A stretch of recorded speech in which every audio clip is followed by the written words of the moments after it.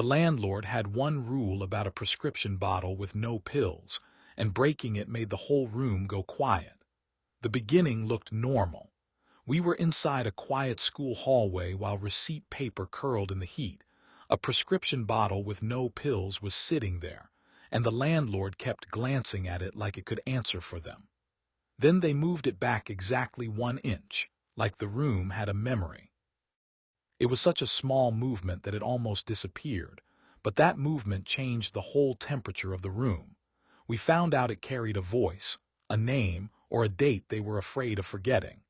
Then the truth came out during an argument which made the room go silent faster than any apology could. It felt like watching a room full of confident people become ashamed at the same time. So the rule changed.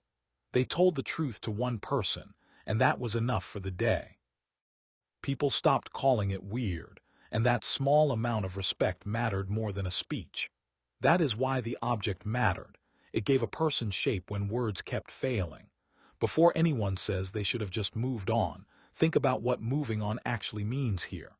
The object was not replacing a person. It was giving the landlord one tiny routine that did not ask them to explain the worst day again. What made it sad was not that people were confused at first.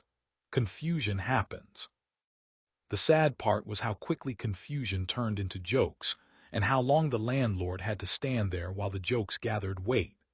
I think people argue about stories like this because everyone has their own hidden object somewhere.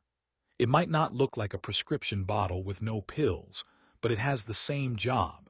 Hold the memory quietly when the person cannot say the whole story out loud.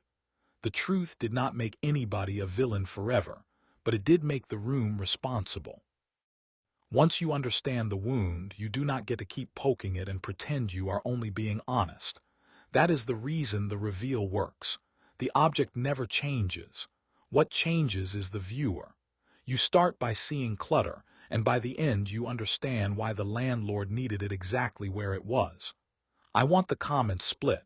Would you call this love, guilt, grief, or all three?